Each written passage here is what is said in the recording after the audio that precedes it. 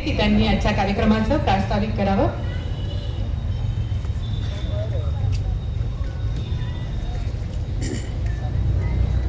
मंचावरील मान्यवर आणि समोर बसलेले आपण सर्व मान्यवर, एकदा जोरदार टाळ्या वाजवून या 49व्या वर्धापन दिनाचे आपण आनंद व्यक्त करूया.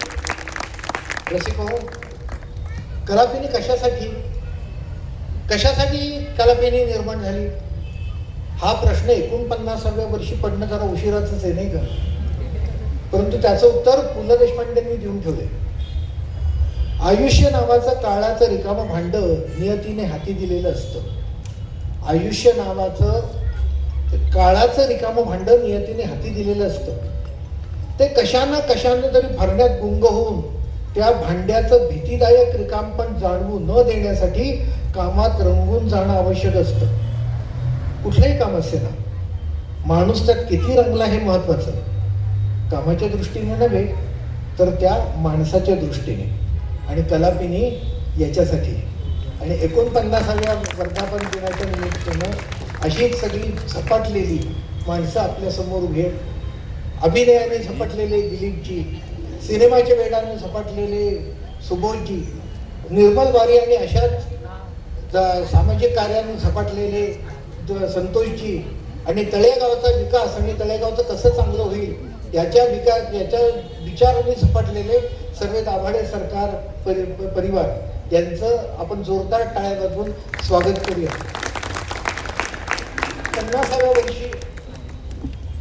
50व्या वर्षाच्या निमित्तानं विवेक इनामदार यांनी पॉडकास्ट नुसताच प्रसिद्ध केलेला आहे. तो आपण सगळ्यांनी बघितलाच असेल. अहो, त्याच्यामुळे काय झालं माहितीये का, मी जे बोलणार होतो ते पॉडकास्टमध्ये मला बोलून टाकावं लागलं. त्याच्यामुळे तुमची मात्र पंचायत होणार आहे. माझं तासाच्या भाषणाला तुम्हाला मुकावं लागणार आहे, त्याचं मला वाईट वाटते. तुम्हाला तरी आनंद होत असला तरी, कारण त्याच्यात मी सगळं भूतकाळाचं बोलून टाकलंय. आणि दुसरी गोष्ट अशी, इन्फिनिटीने आता जाहीर केलंय की 8 भागाची मालिका या सगळ्या इतिहासावर ते आता प्रसारित करणार आहे. त्याच्यामुळे माझ्या 1 तासाच्या भाषणाच्या सुटका मिळण्याचं श्रेय सगळं विवेक आणखी माधुरी या दोघांसाठी आपण जोरदार टाळ्या वाजवूया. भूतकाळ तर झाला, सगळ्यांना माहिती आहे भूतकाळ काय आहे. श्रीराम लागूंनी PDAच्या सुवर्ण महोत्सव प्रसंगी सांगितलं होतं की 50वं वर्ष ज्या वेळेला तुम्हाला लागतं ते सेलिब्रेशनचं वर्ष नाही, ते तयारीचं वर्ष आहे.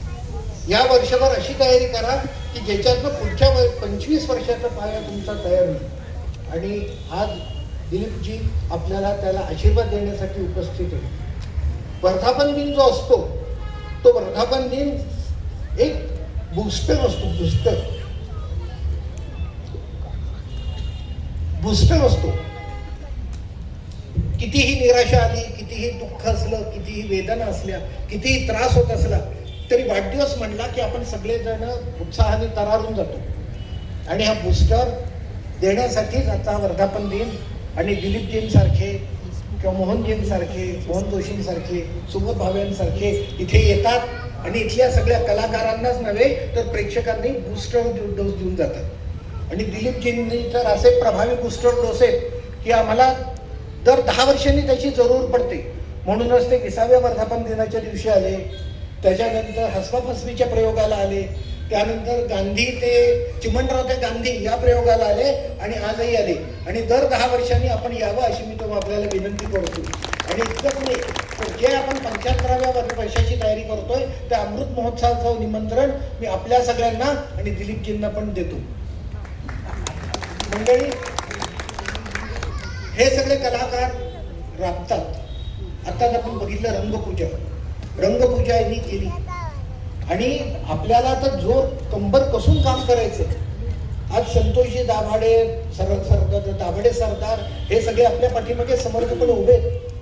आणि मुख्य म्हणजे आपल्याला म्हणजे आमच्या पिढीला तर का विनायक आपल्याला वयाची सबक सांगून चालणार नाही, कारण आपल्यापेक्षा जास्त तरुण 82 वर्षाचे दिलीप प्रभावळकरजी इथे उभे. त्यांच्यासमोर वयाचं सांगणं म्हणजे अशक्यच गोष्ट आहे. आणि त्याच्यामुळं आपण त्यांचा आशीर्वाद घेऊन नक्कीच पुढे जाऊ. हे सगळे कार्यक्रम जे चालू आहे 49 वर्षाचे 50व्या वर्षात होणारच आहे. आणि त्याच्यानंतर आत्ताच सांगितल्याप्रमाणे ही जी 3 रंगमंच, एकूण 5 रंगमंच या ठिकाणी आहेत, त्या 5 रंगमंचांना समृद्ध करण्याचं काम आपल्या कलाकारांनी केलंय. त्याच्याही पेक्षा हे रोपटं जोपासले ते आपण सर्व रसिकांनी. आणि या 5ही रंगमंचांवर रंगपूजा सतत घडेल असा आशीर्वाद आपण सगळ्यांनी द्यावा. मला कायम वाटतं कलापिनी काय आहे, विभा शिरवाडकरांच्या जर शब्दात सांगायचं तर कलापिनी नावाचं बंदर आहे. कलापिनी नावाचं बंदर आहे मावळातल्या कलाकारांसाठी, इथे घडलेल्या आणि मुसाफिरी करायला बाहेर पडलेल्या कलाकार, तंत्रज्ञ, कार्यकर्त्या या सगळ्यांसाठी. हे सारे कलाकार 7 समुद्रापार सफर करण्यासाठी बाहेर पडतात. हे समुद्र असतात व्यवहाराचे, हे समुद्र असतात कलेचे, हे समुद्र असतात ध्येयाचे, प्रेमाचे आणि कॉम्पिटिशनचे, ईर्षेचे आणि द्वेषाचे सुद्धा. या समुद्रात फिरताना, वादळ वाऱ्याशी मुकाबला करताना, चंद्र चांदण्यांची हे सगळे कलाकार सोयरीक करतात, संतप्त लाटांची मस्ती अंगावर घेतात. पण हे सारे उद्रेक अंगावर घेताना त्यांना सतत आठवण येत असते ते आपल्या बंदराची. आव्हानांची 2 हात करत असताना त्यांना आठवतं, अरे आपण हे कलापिनीत शिकलोय की. अडचणींना तोंड देताना त्यांना आठवण येते, अरे आपण अशाच अडचणींवर मात केली होती ना कलापिनीत.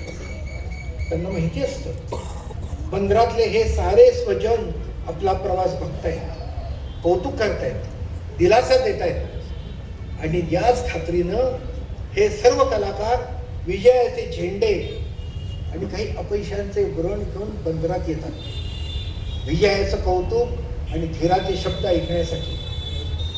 त्यांना आपण सगळ्यांना धीर देतो. मन शुद्ध तुझं गोष्ट आहे पृथ्वी मोलाची, तू चाल पुढं तुला गड्या भीती कशाची, परवा बी कोणाची. बंदरावरच्या स्वकीय जनांच्या शुभेच्छांच्या बळावर हे सर्व कलाकार पुन्हा सिद्ध होतात पुढच्या सिंदाबादच्या सफरीसाठी. आपण त्यांना सांगतो जगत जिंका, परंतु जिथून सुरुवात केली त्या मातृसंस्थेला विसरू नका. मंडळी, अशी महती आहे बंदरातल्या लोकांची. अहो म्हणजे आपल्या सगळ्यांची, तुमची आमची सगळ्यांची. आणि अशी महती आहे बंदराची म्हणजे आपल्या या कलापिनीची. नमस्कार.